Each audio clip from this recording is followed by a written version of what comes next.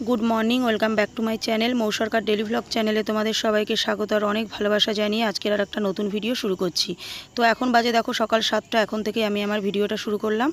तो मेयेर तो morning school शुरू हो गेछे, मेये जाबे स्कूले, मेये रेडी होच्छे। और तोमादेर दादा देखो एखोनो शुए आछे। तो एक्षुनि तोमादेर दादाके डेके देबो। तो तोमादेर दादा तो छेले मानुष, ओर तो आर समय लागबे ना। तो देखो तोमादेर दादा उठे गेछे। तो एखन ओरा जाच्छे स्कूले। तो ओरा जाच्छे ना, तोमादेर दादा तो आर स्कूले जाच्छे ना, कथाटा आमार निजेरই हासि पाচ্ছে বলার পরে। तो তোমাদের দাদা দিয়েই চলে আসবে। আর বাইরে দেখো কীরকম রোদ্দুর উঠেছে।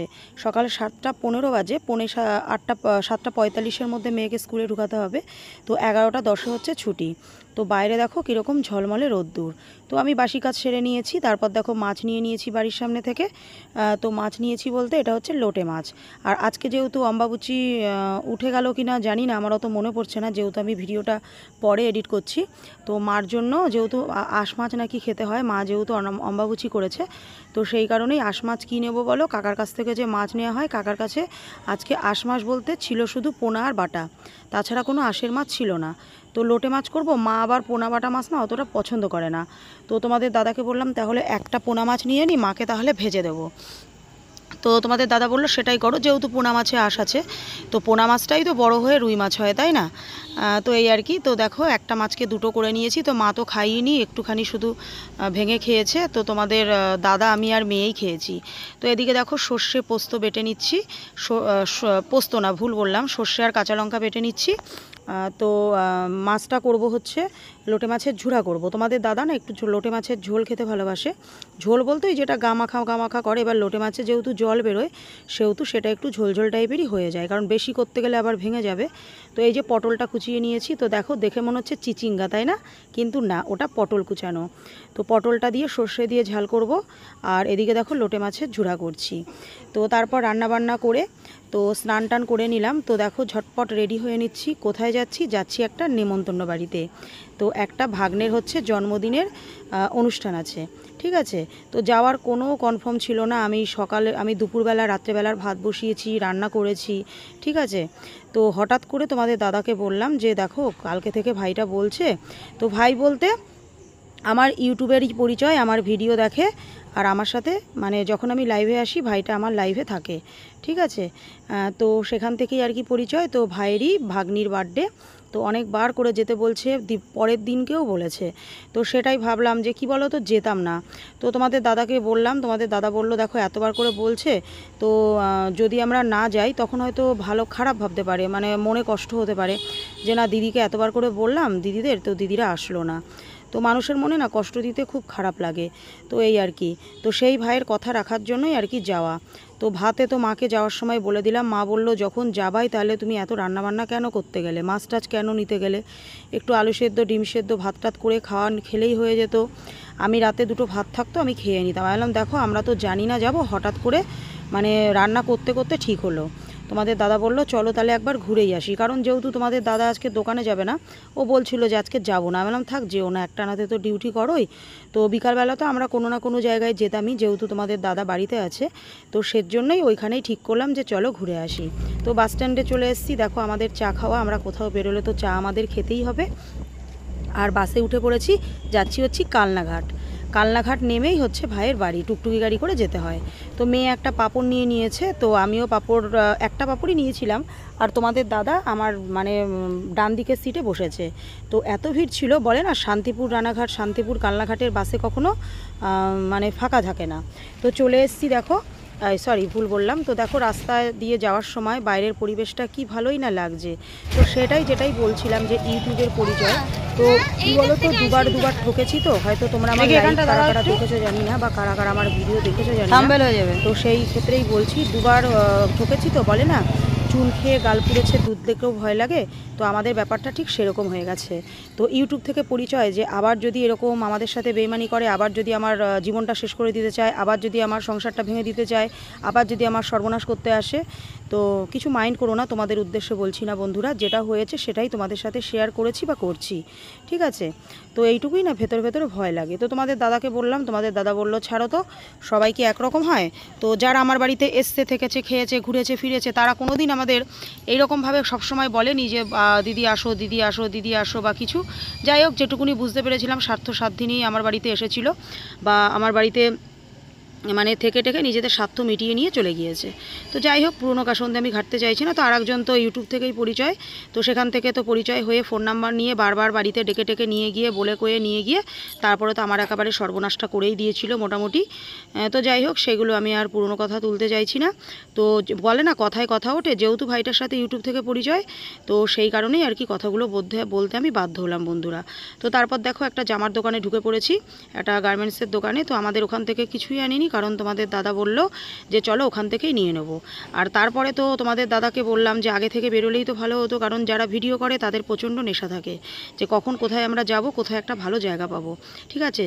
তো ভাইয়ের বাড়িতে পৌঁছে গেছি, কালনাঘাটে পৌঁছে দেখলাম জায়গাটা প্রচণ্ড সুন্দর। তো আর একদিন আসবো, কোথায় আসবো বলো তো? কালনাঘাটের 108টা শিব মন্দির, এটা খুব ইচ্ছা আছে। তো দেখো, এই যে সেই ভাই, তো ভাইয়েরই ইনভাইট আজকে ছিল। তো ভাই আমাদের ডেকে নিয়ে যাচ্ছে, তো রাস্তা থেকে আমাদের নিয়ে এসেছে। আমি যেহেতু ভিডিও করার জন্য বাইরে দাঁড়িয়েছিলাম, তো ওরা ভাবছে যে কী হলো, আসছি না কেন, তারপরে মানে বাইরে থেকে আবার ডেকে নিয়ে আসলো।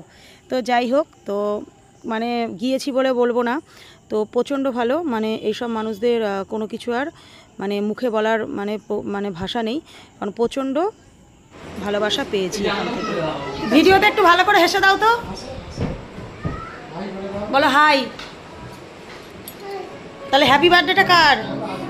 এই ব্লগটা কিন্তু অনেক, পুরো ব্লগটা দেখতে হবে কিন্তু, ঠিক আছে? বা হ্যাপি বার্থডে বল, বা বোনটাকে বলে হ্যাপি বার্থডে।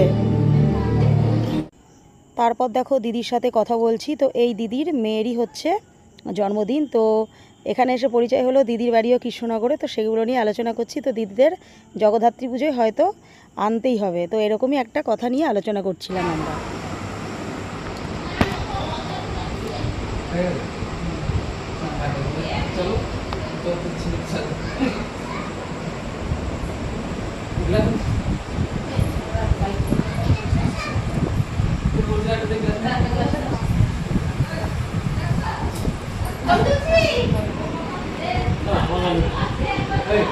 এতটা করে দিলে?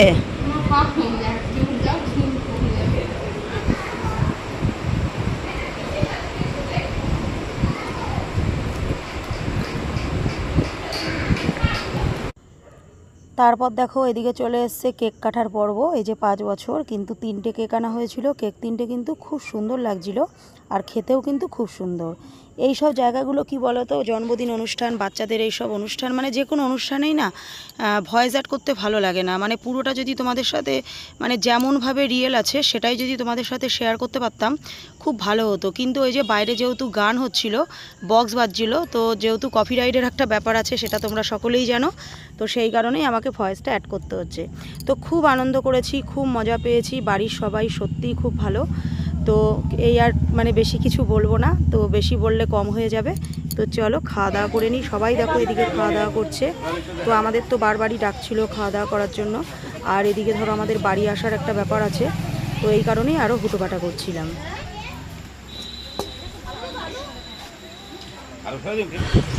মজা পেয়েছে, ওই এখন যাবে কোলে।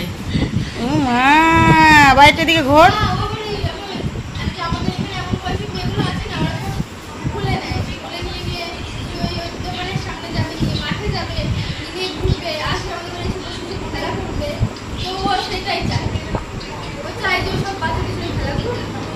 তাই তো, কোনো কান্না না, অনেক বাচ্চারা যায় না কারোর কোলে। তো তারপর দেখো খাবার টেবিলে চলে এসেছি, তো খাওয়া দাওয়া করে নেব। তো ভিডিও এডিট করার সময় ভয়েস দিতে গিয়ে একটা কথা মনে পড়ে গেল, না বলেই থাকতে পারলাম না। তো পায়ে পাড়া দিয়ে ঝগড়া করার স্বভাবটা আমার আছে এখনও পর্যন্ত, তো সেটা অনেকেই মনে করে বা অনেকে জানে। তো নিজের পরিচয়টা নিজেই দিয়ে দিলাম, ঠিক আছে। তো এটাই হয়তো আমার পরিচয়। তো কুত্তা ঘেউ ঘেউ করলে তাদের সাথে ঘেউ ঘেউ করতে নেই, তবুও মাঝে মাঝে তাদের সাথে একটু হলেও ঘেউ ঘেউ না করলেও না, একটু হলেও তাকে তাড়ানোর ব্যবস্থা করতে হয়।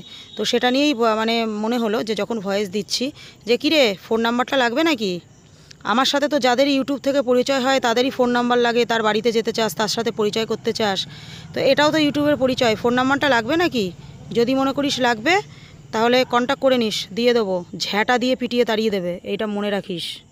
তো অনেকক্ষণ পর এসছি, তো বাড়িতে তো আর যাওয়া হলো না, কারণ খাওয়া দাওয়া করতে বসে ব্যাগ নিয়েই খেতে বসেছিলাম যে খাওয়া দাওয়া করেই উঠে যাব, কিন্তু এখান থেকে সবাই বারণ করলো, বলল যে আমরা মনে করেছিলাম বাইপাসে যাব, বাইপাস থেকে কৃষ্ণনগরের যে কোনো গাড়ি টাড়ি ধরে চলে যাব। তো সবাই বলল যে রিস্ক নিয়ে লাভ নেই, হয়তো কোনো গাড়ি পেলে না বা কিছু, মেয়ে রয়েছে সাথে, তখন আরও রাত হয়ে যাবে, তখন দেখা যাবে এদিকেও আসতে পারবো না, বাড়িতেও যেতে পারবো না। তো টুকটুকি বলেছিল, ওই ভাই টুকটুকিও বলেছিল, দিয়ে আবার বারণ করে দিল। তো দেখলাম থাক তাহলে রাত্রিগুলি থেকেই যাই। তো সকালবেলায় এখান থেকে বেরিয়ে যাব। তো এই যে তোমাদের দাদা, তো এই যে কী আর করবো, আমরা তো কিছু আনিনি, থাকবো না তো, জানি তো না যে থাকবো, এসে অল্প একটু সময়ের জন্য এসছি। তো এই বৌদি নাইটি দিল, বৌদি নাইটি পরলাম, আর এই যে মেয়েকে আবার এই বাড়িরই একটা বাচ্চার জামা দিল। তো মোটামুটি হয়ে গিয়েছে। তো যা হয়েছে খুব ভালো হয়েছে, কারণ মানে কি বলবো, যেহেতু কিছু আনিনি, তো এটাই আমাদের কাছে অনেক কিছু, আর হয়ে গেছে তো আমাদের গায়ে, তাই না? তো আমার ওই নাইটিটা হতো না, কিন্তু এই নাইটিটা পুরো হয়েছে, তোরও জামাটা হয়ে গেছে, ভালো লাগছে। তো বাইরে সবাই, বাড়ির সবাই খাওয়া দাওয়া করছে, তো শুয়ে পড়বো। প্রচণ্ড গরম, কি আর বলি, যেখানেই যাচ্ছি সেখানেই গরম, আর কিছু ভালো লাগছে না। তো চলো, ভিডিওটা আর বেশি বড় করব না। তো কালকে আসবো আবার একটা নতুন ভিডিওর সাথে, ততক্ষণ তোমরা সবাই ভালো থেকো, সুস্থ থেকো, সাবধানে থেকো। আর ভিডিওটা ভালো লাগলে অবশ্যই কিন্তু লাইক কমেন্ট করো, আর যারা এখনও পর্যন্ত আমার চ্যানেলটা সাবস্ক্রাইব করোনি তারা কিন্তু চ্যানেলটা সাবস্ক্রাইব করে দিও। তো কালকে আবার বাড়ি যাব, সকাল থেকে আবার ব্লগ শুরু করব। তো চলো, সবাইকে গুড নাইট।